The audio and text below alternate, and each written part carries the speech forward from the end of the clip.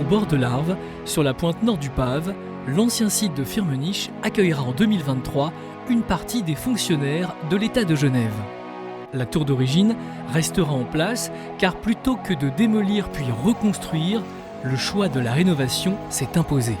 Alors, il y a 3 piliers en termes de réemploi, qui est le réemploi de la structure plutôt que de démolir, le réemploi des matériaux qui peuvent être réutilisés sur le site d'un bâtiment à l'autre et le réemploi de matériaux qui peuvent être revendus à d'autres ou redonnés à d'autres pour d'autres chantiers ou pour des usages privés.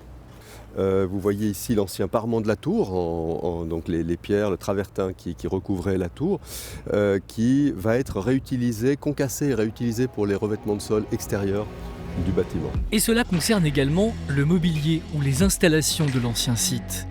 Dans les moindres détails, l'utilisation de nouvelles ressources est limitée au maximum. Mais le bénéfice est dans un premier temps davantage écologique qu'économique, car le propriétaire du terrain réalise un investissement lourd. La caisse de prévoyance, elle investit 73 millions sur le projet de rénovation, donc ça comprend 4 bâtiments à rénover, avec des échelles de rénovation qui sont un peu différentes en fonction des bâtiments.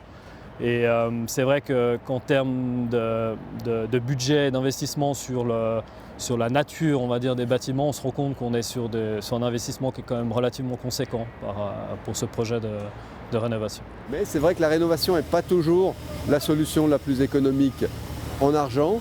Par contre, dès qu'on parle d'énergie grise, dès qu'on parle d'environnement, c'est quand même toujours une très bonne solution. Un engagement de taille, avec l'objectif d'avoir une tour d'envergure qui à terme atteindra le zéro carbone. Raccordée à Génilac, sa très haute performance énergétique sera également atteinte grâce à la pose de 1000 m² de panneaux solaires verticaux sur les façades.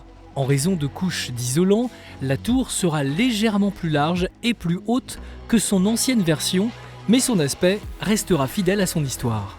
Si l'État investit dans un tel projet, c'est aussi pour donner l'impulsion au secteur privé.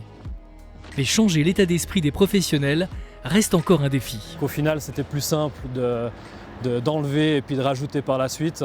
Et il y avait peut-être aussi une paresse intellectuelle de vouloir peut-être remettre en question un peu cette habitude et puis de faire un travail supplémentaire, de réutiliser des matériaux dans un projet de construction. Du haut de ses 15 étages, la nouvelle tour se veut l'emblème genevois d'une rénovation aboutie.